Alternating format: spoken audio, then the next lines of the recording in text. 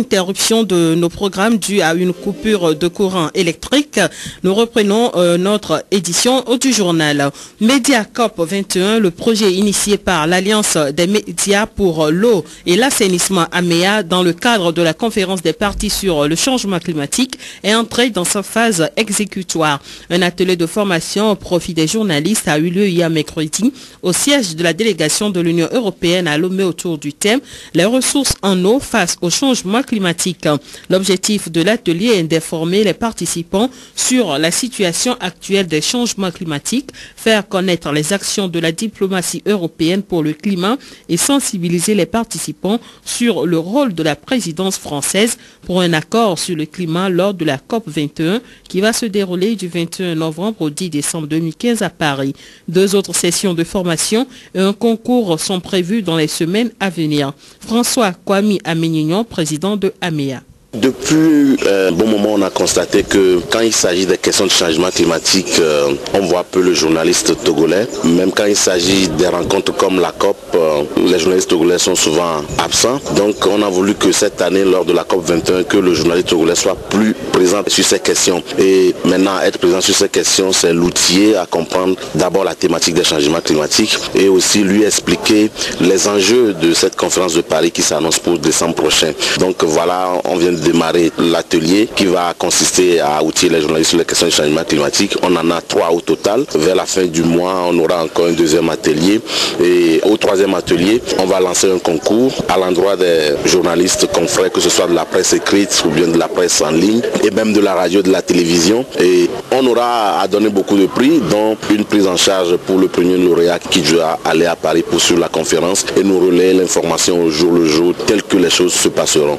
Pourquoi la COP 21 et qu'est-ce qu'on peut espérer de cette rencontre? Guillaume Quelin est chargé de mission coopération technique, environnement, gouvernance à l'ambassade de France au Togo. L'objectif de la COP21 est d'arriver à une nouvelle alliance de Paris pour le climat avec 2 objectifs.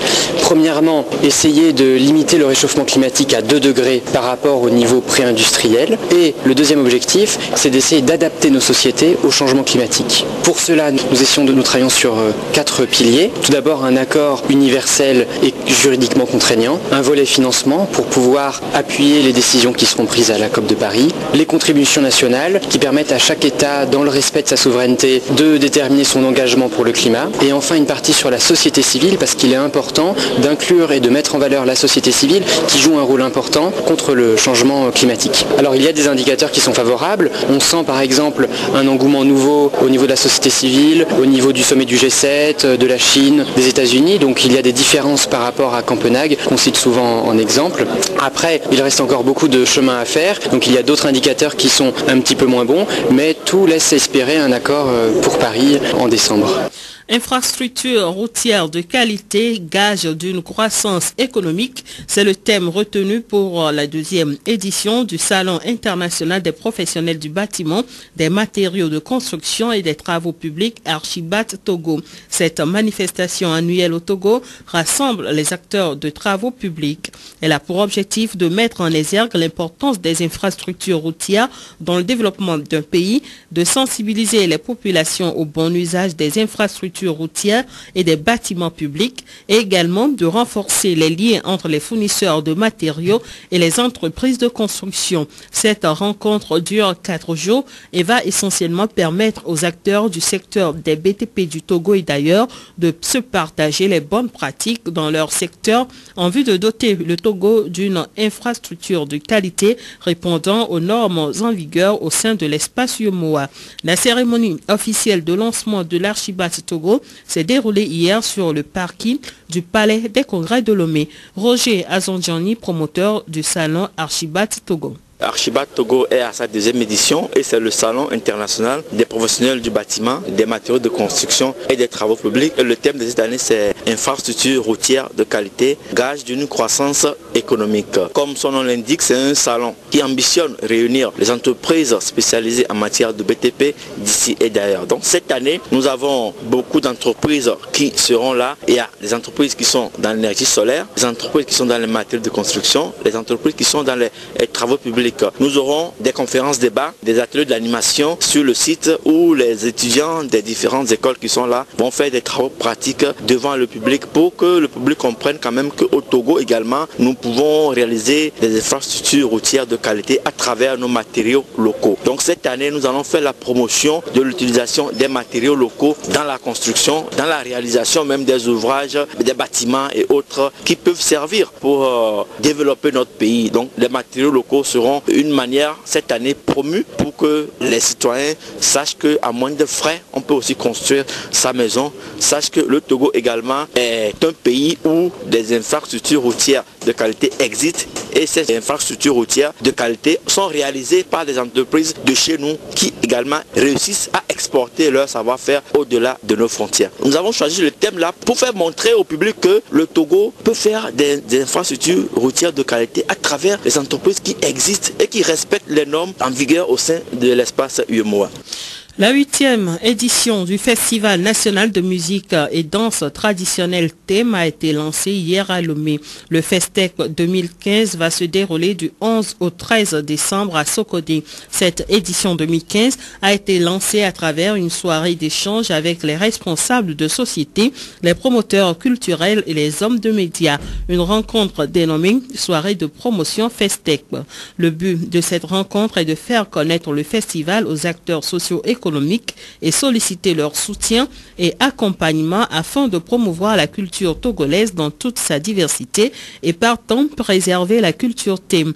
L'association Togo Culture Plus entend faire de la région du festival un pôle d'attraction touristique et contribuer au processus de développement durable à travers la culture. Festival 2015 sous le signe de la revalorisation du costume traditionnel thème, c'est le thème de cette 8e édition du Festec. Répertorier tous les genres musicaux thèmes en voie de disparition, favoriser la sauvegarde et la conservation des valeurs culturelles, accompagner les artistes dans la professionnalisation au rythme Ketekpe sont entre autres les objectifs du festival.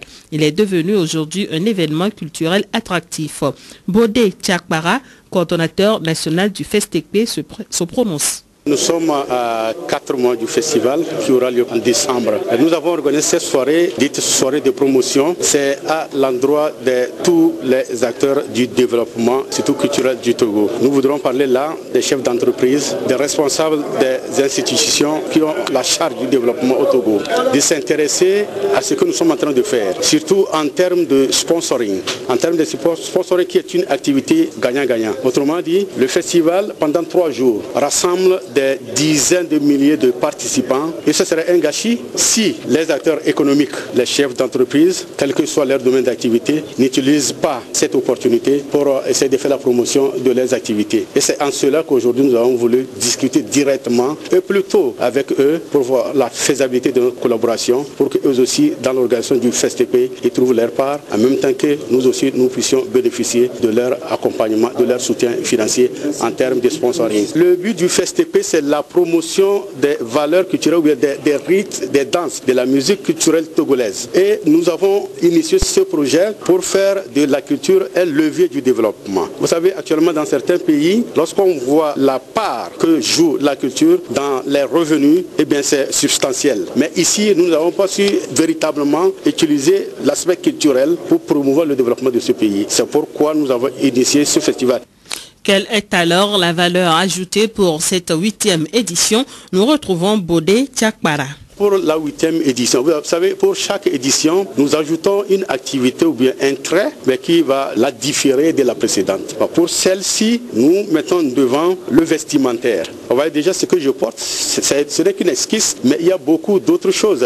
Par l'artisanat traditionnel, eh bien, il y a beaucoup d'autres vêtements que nous pouvons mettre dans notre vie de tous les jours. Mais pour aller au service partout, mettre sur nous, et puis, eh bien, ça fait développer le pays. Donc cette année, je le répète, c'est le vestimentaire qui sera au centre du FESTP 8e édition à Sokodé. À part le festival lui-même, nous disons de danse, de musique qui au centre a le rythme qui est un rythme populaire. En même temps, c'est une exhibition de la variété de toute cette richesse du terroir. Après, il y a le football. Chaque année, il y a une délégation de jeunes Allemands qui viennent dans un tournoi de l'amitié germano-togolaise. Ce qui fait qu'aujourd'hui, il y a un pont qui est tissé entre notre jeunesse, la jeunesse togolaise et celle allemande. Et chaque année, cette jeunesse est présente aux côtés de nos amis.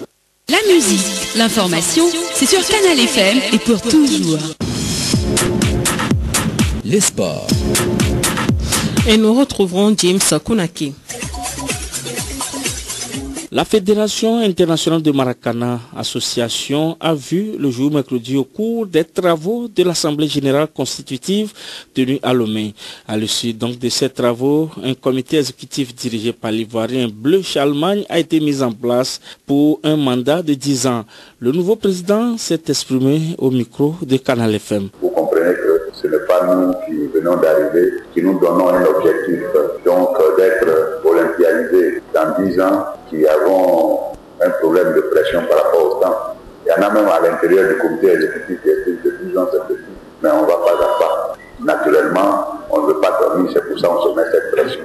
On a le temps d'évaluer, on s'est donné le temps de nous évaluer chaque année par rapport aux progrès qui seront faits, et puis réorienter les choses. Donc c'est une association d'hommes responsables qui savent où ils vont. Faites-nous confiance. Je pense qu'on ne fera pas comme ailleurs où on vient pour s'éterniser alors que les choses ne marchent pas. Voilà. Nous serons, les premiers à partir si on estime que nous sommes incapables de développer de façon idoine et diligente notre discipline passion. Voilà. Faites-nous confiance. Le deuxième élément que vous demandez, nous avons été clairs tout à l'heure. Notre priorité, c'est le développement par la formation et les infrastructures. C'est la priorité. Il faut former les gens. Aujourd'hui, on a un problème de règlement. Il y en a qui sont venus à la Coupe d'Afrique, qui arrivent pour la première fois comme les équipes nationales du Mali. Donc certains éléments tous qui sont des talentueux footballeurs, mais qui ne connaissent pas encore les règles du Maracana. Cette assemblée générale constitutive s'est déroulée en marge de la Coupe d'Afrique des Nations de Maracana, compétition que le Togo abrite vendredi et samedi. Le président du comité d'organisation, Étienne Bafaye, revient ici sur l'organisation technique du tournoi. Cette année, nous avons 6 pays participants.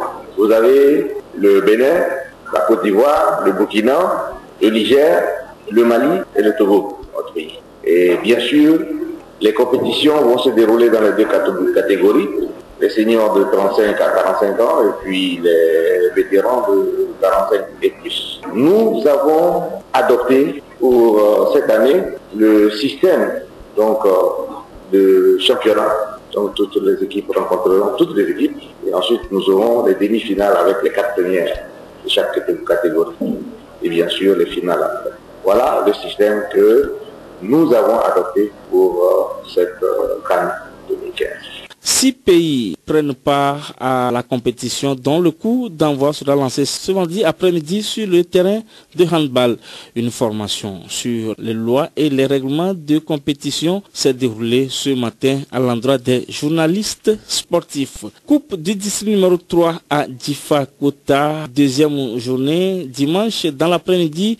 Union sportive d'Enfants joue contre l'association sportive des professionnels de l'automobile au Togo à partir de 13h45, 15h30, Espérance FC de Difakota joue contre Espoir FC de Bekota. Et puis handball, troisième journée de la deuxième phase du championnat Lomé. Golf dimanche à Lomé.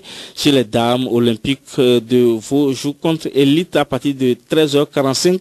16h, l'entente de se mesure à Millennium. Chez les messieurs, à 17h15, Elite affronte l'entente depuis à 18h30. Liberté joue contre Cuirias.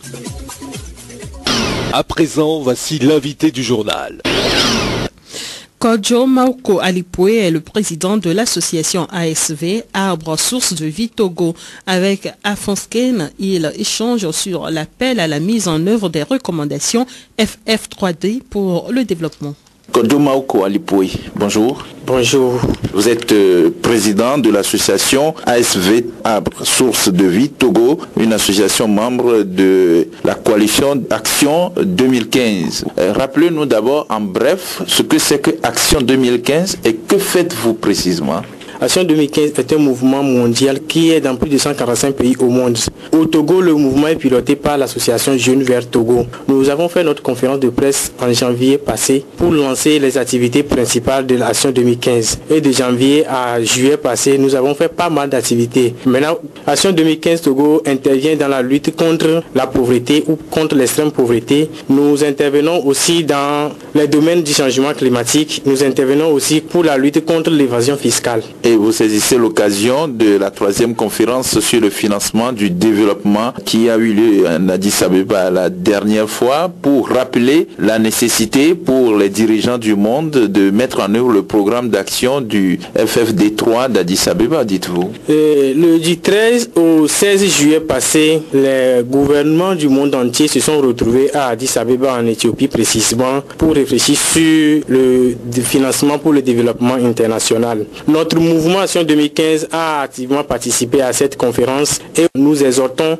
les gouvernants non pas uniquement à aller participer à la conférence ni à aller prendre des décisions, mais au sortir de cette conférence, donc à faire une mise en œuvre des recommandations qui ont été assorties de cette conférence. Donc pour Action 2015 principalement, nous avons été comme acteur principal à inciter les gouvernants à mettre en pratique toutes les décisions qui ont été prises au niveau de la conférence d'Addis Abeba pour le développement du financement. Donc nous exigeons la mise en œuvre du programme d'action de la 3e conférence pour le développement à Addis Abeba. Nous exigeons dans l'avenir que les gouvernements réfléchissent sur la lutte contre l'extrême pauvreté et le changement climatique, sans oublier lutter contre l'évasion fiscale.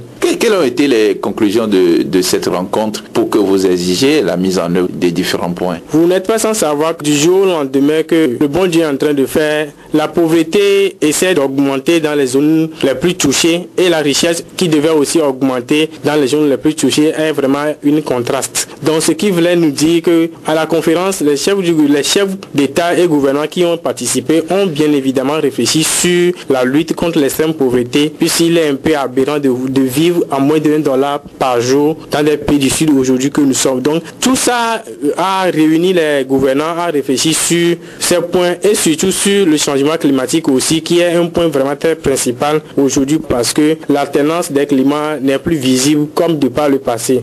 Donc tous ces phénomènes ou tous ces aspects réunis sur lesquels les gouvernants ont vraiment apaisanti leurs discussions et leurs décisions nous fait vraiment leur inciter à mettre en pratique dans les brefs délais ces grandes décisions qui ont été prises à la conférence du financement pour le développement à Addis Abeba. Michel Alipoy, c'est vrai que Addis Abeba, c'est au total 85 pays qui se sont retrouvés ou dont les responsables, les dirigeants se sont retrouvés pour parler soit de l'injustice fiscale ou de la justice à donner aux pauvres ou encore les promesses d'aide et les dépenses publiques, entre autres. Mais s'agissant, par exemple, de l'injustice fiscale, que peut-on comprendre? Concernant l'injustice fiscale, vous n'êtes pas sans savoir aujourd'hui que les pays du Sud que nous sommes, nous subissons plus les conséquences du changement climatique. Or, les grandes firmes industrielles ne sont pas assez représentatives dans nos pays du Sud. C'est les grandes puissances pollueurs qui devaient plus financer cette injustice dont nous parlons. Donc nous voulons dire aux grandes puissances qu'ils sont les plus grands pollueurs, donc ils n'ont qu'à être les plus grands payeurs. C'est ce que nous voulons dire par là.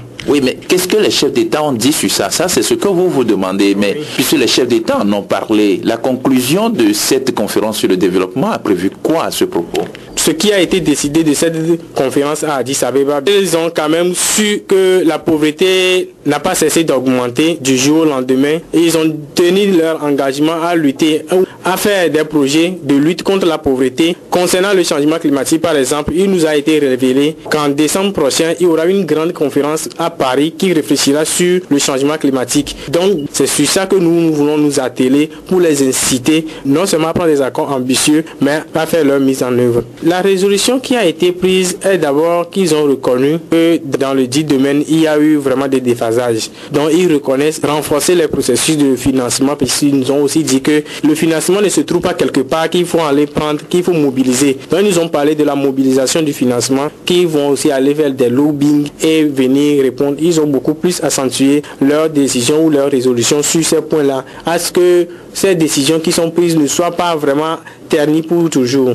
Le document final de la conférence sur le financement pour le développement et le programme Action d'Addis Abeba, comme vous l'appelez dans votre communiqué, a été publié le 15 juillet 2015 et vous dites que bien que des progrès aient été réalisés, il y a encore des lacunes importantes qui devront être abordées pour s'assurer que les financements soient disponibles pour réaliser les ambitions. Que voulez-vous dire? Que lors de la conférence, les participants ou les représentants des pays ont néanmoins reconnu qu'il y a eu des avancées ou que tout le monde peut voir aussi. Et du coup, ils ont aussi vu qu'il y a encore beaucoup de choses à faire.